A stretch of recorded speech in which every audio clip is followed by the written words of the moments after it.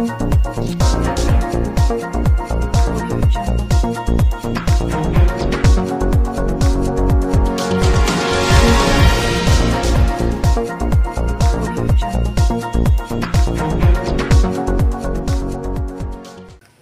ini kita bertemu karena peristiwa kemanusiaan yang baru saja terjadi tanggal 21 Oktober, hari Senin yang baru lewat.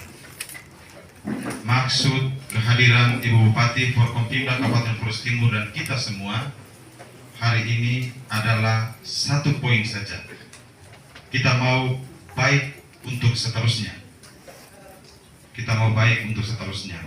Dan untuk mau baik seterusnya, kita mulai dengan mengatakan yang benar, mengatakan yang baik, memberikan sikap yang benar dan memberikan sikap yang baik, saling meneguhkan, saling mendengarkan, dan juga saling memberikan dukungan satu sama lain.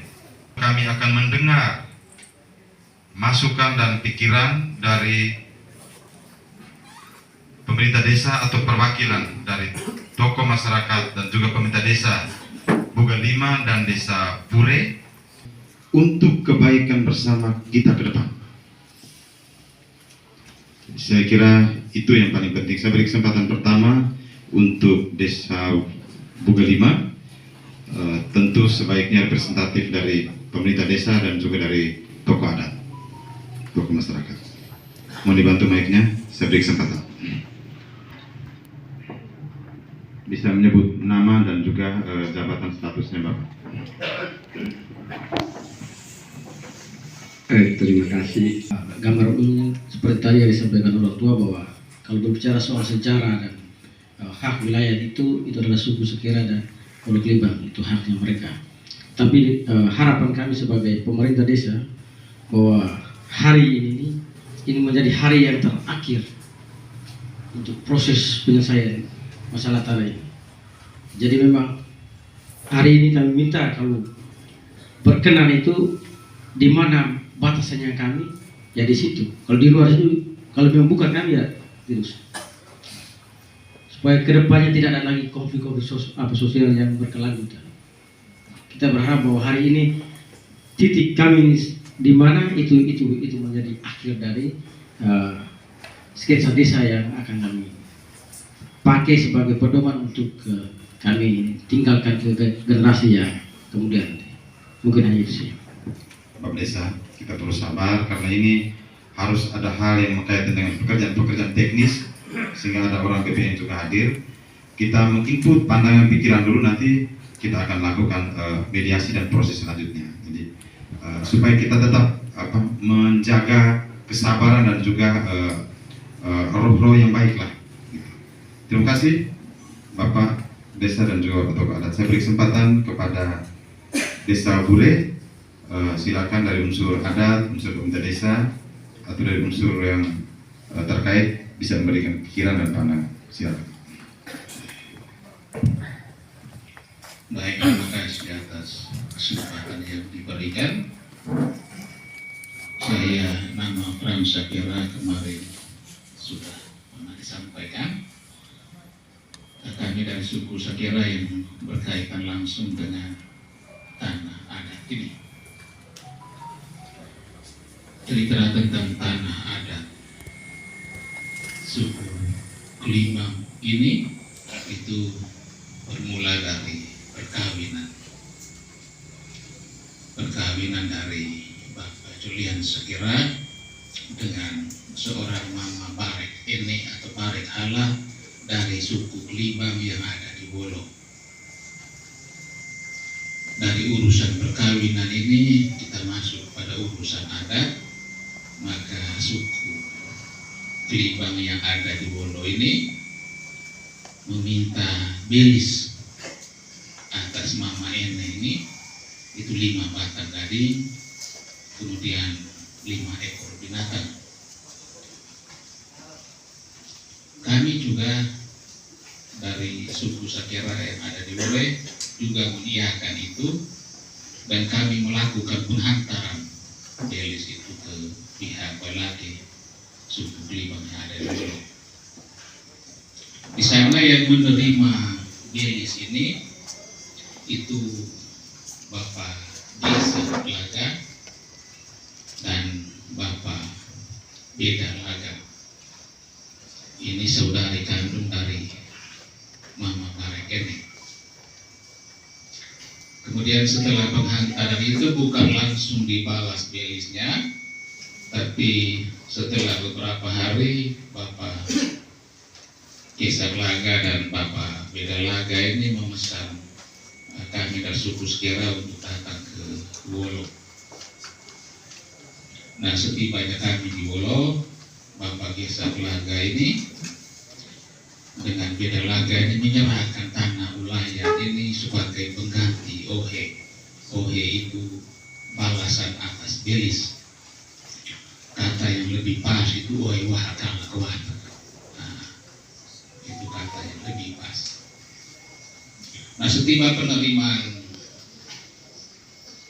belis ini ke tanah Ulayan ini, Bapak Armadu Sekira dan suku Sekira ini bersama dengan utusan-utusan dari Ure, karena pada saat itu kami tinggal di masa Raja Ure, jadi yang mendampingi suku Sekira pada waktu itu para kapitan suku.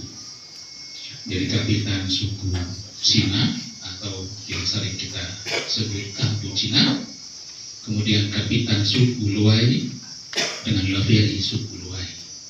Ini mendampingi suku Sekira dalam penerimaan wilayah itu. Setelah penerimaan wilayah itu juga dilakukan dengan seremonial adat yang terjadi di suatu tempat yang sampai sekarang namanya Bahi Kerar.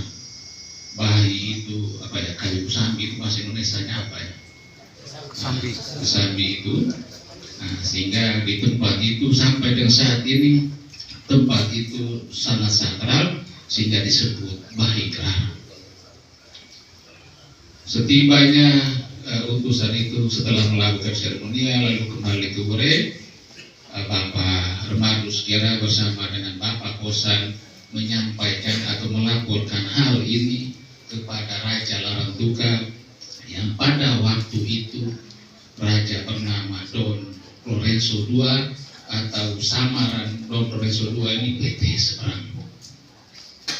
Raja PT Seberang itu berkuasa sekitar tahun 1800-an. Jadi usia penyerang awal penyerang itu sekitar tahun-tahun itu. Jadi ya kita maklum saja bahwa bapak nenek kita dulu ini juga tidak ingat tahun yang pasti, kemudian tidak tahu tulis baca, cuma penanda tangan penyerang itu melalui seremonial di Bahi Kerar itu. Kemudian urusan ulayat ini juga bukan baru hari ini, terus saja terjadi di zaman beberapa camat, itu juga terus terjadi. Pada tahun 1970 itu melalui perantaran Bapak Lada itu di Agara tanpa sepengetahuan kami, akhirnya terjadi lagi urusan ini pecahnya sejak tahun 1970. Akhirnya urusan difasilitasi oleh pihak kecamatan, saya kurang tahu persis camat pada waktu itu siapa,